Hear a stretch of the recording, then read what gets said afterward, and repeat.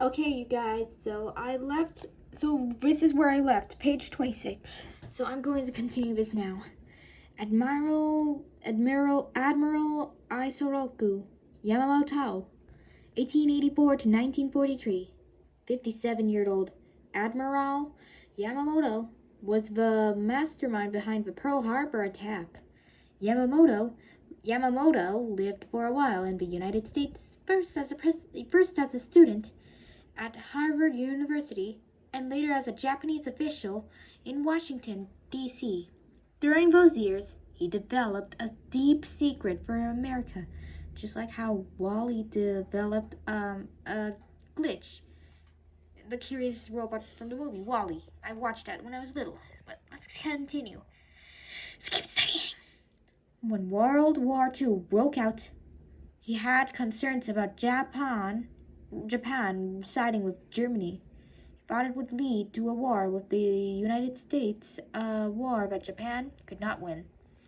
Yamamoto believed air power was the way to win wars.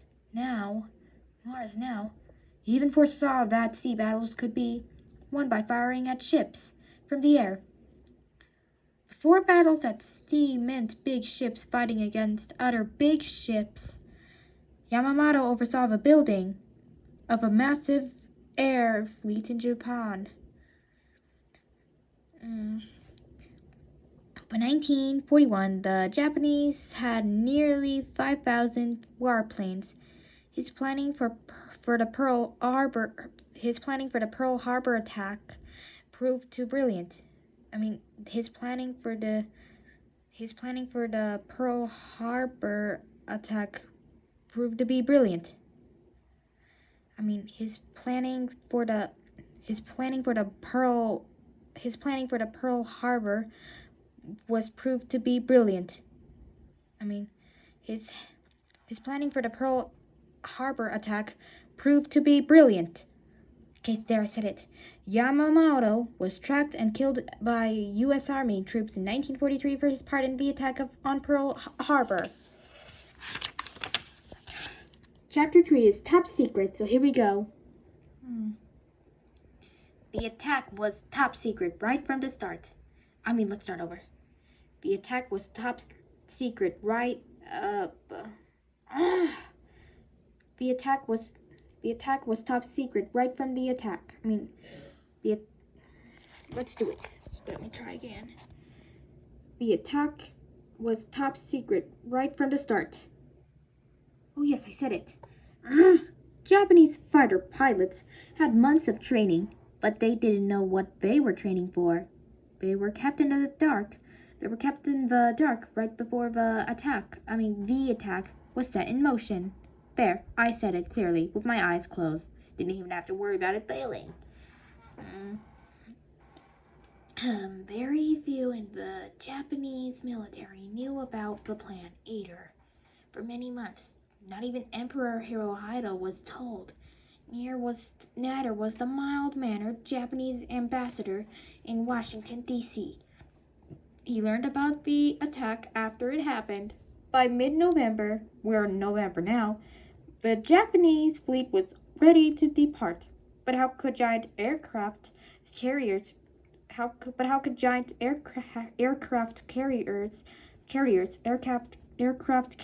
leave Japan without being seen by U.S. spies? The answer: they did not leave in a group. The warships began leaving Japan one at a time, going by separate routes to escape attention. Eventually, all the ships would meet up at a remote island north of Japan. There, I said it, you guys. The route was high, though. The route was through rough, icy seas. This made it less likely that they'd be spotted by ships from other countries. Radios were turned off. Now U.S. Navy planes could not pick up their signals. Oil tankers chugged behind the fleet, so that the warships never had to stop in ports to refuel.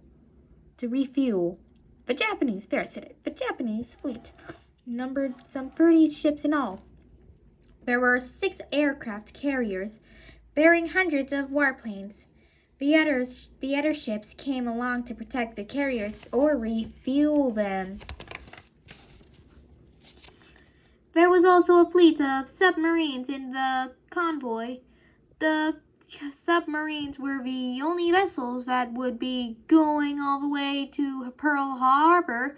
5 of the submarines, called midget subs. Before dawn on the day of the track, the midgets were supposed to slip inside the harbor. They would lie on the dark harbor bottom until the bombing began. Then the tiny subs would open fire, attacking the U.S. from underwater. Yeah, use my Lightning McQueen voice from Cars 1, 2, and 3.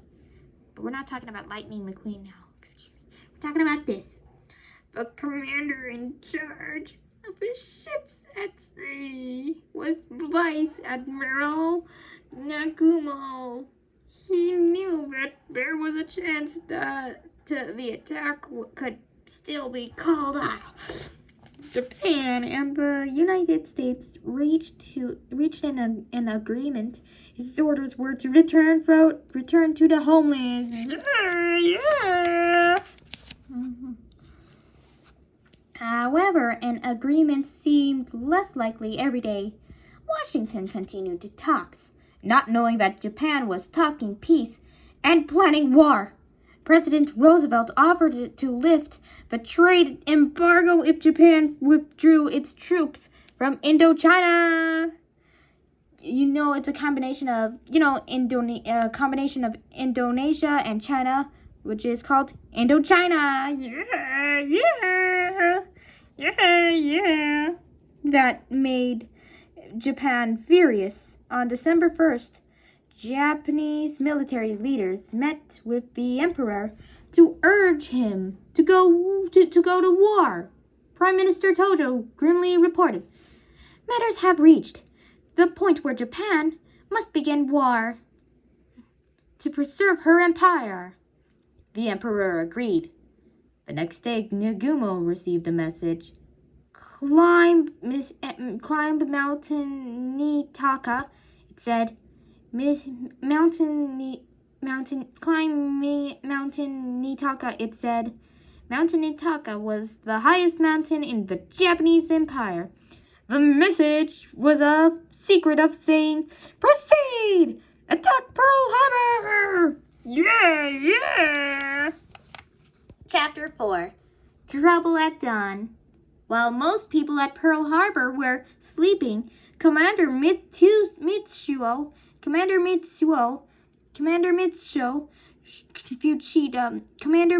Fuchida prepared for battle.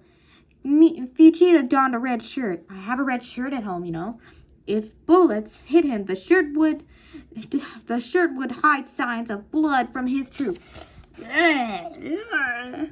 The Japanese fleet had stopped 230 miles north of Hawaii.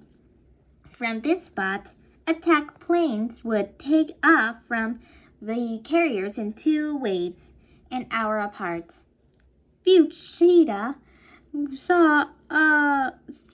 saw with alarm that the seas were very rough, dangerous for takeoff.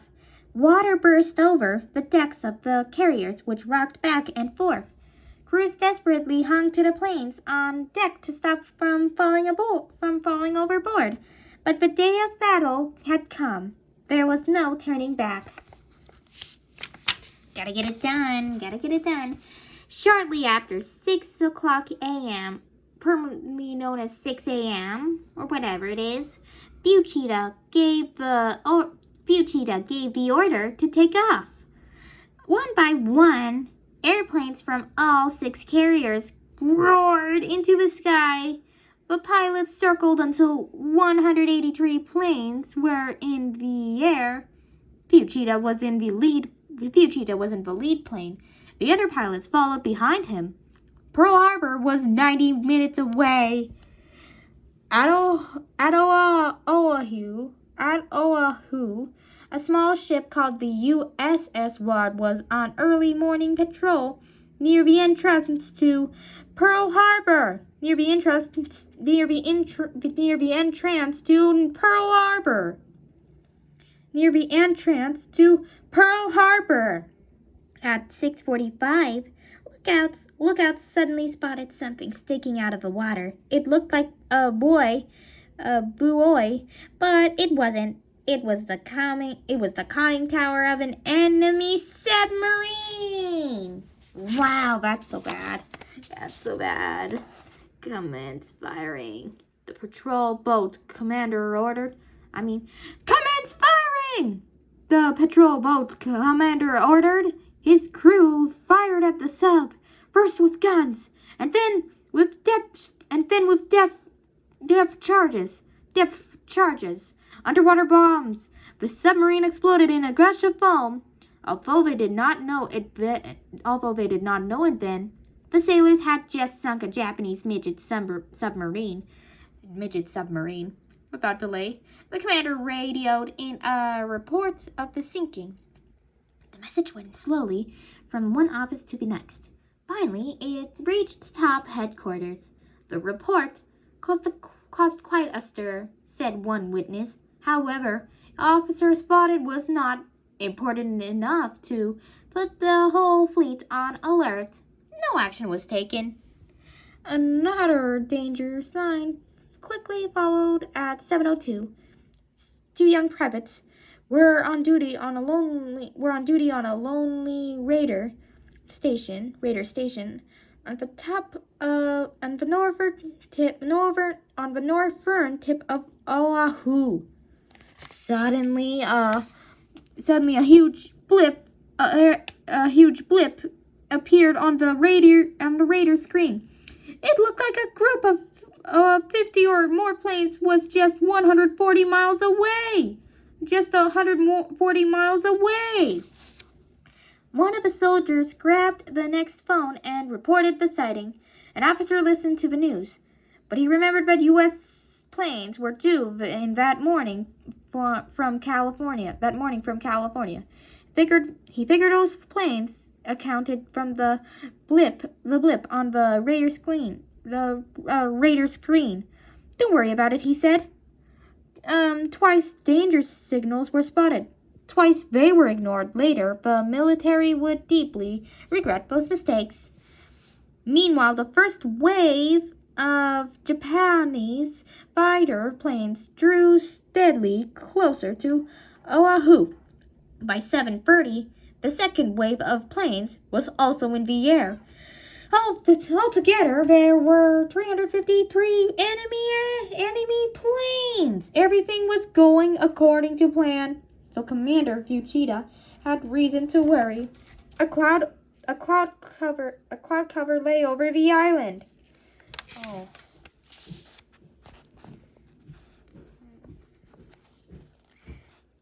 That would make it hard for his pilots to find their targets.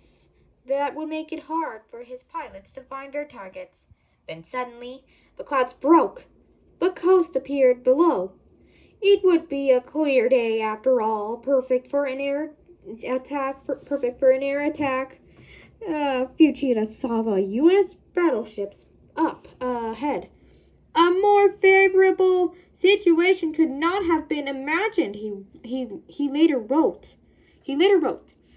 Fuchida radioed his pilots. 2. Attack. 2 attack. It was 7:49 a.m.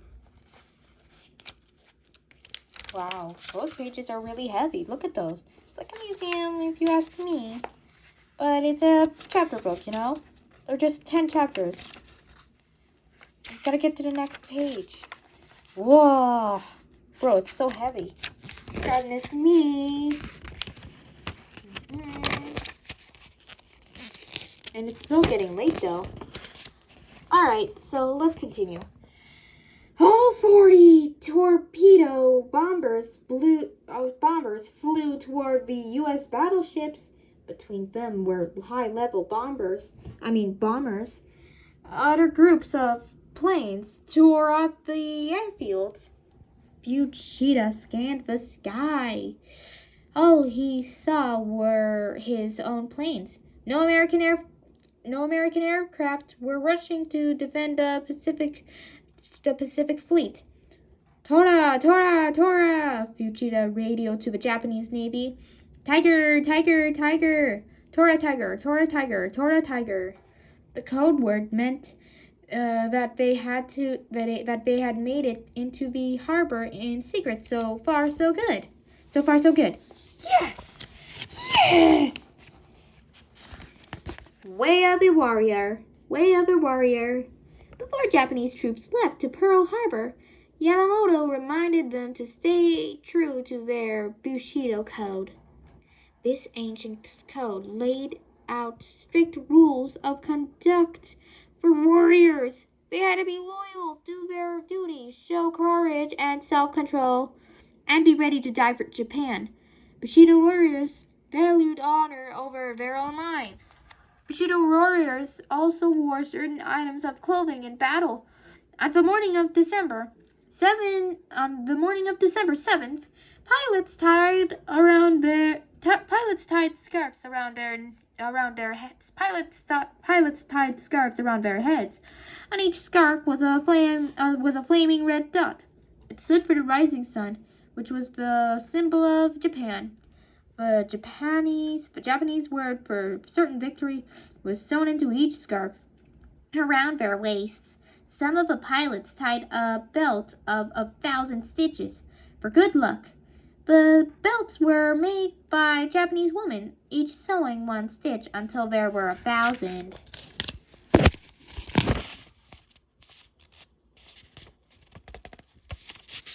And we could stop here, and we'll continue this tomorrow.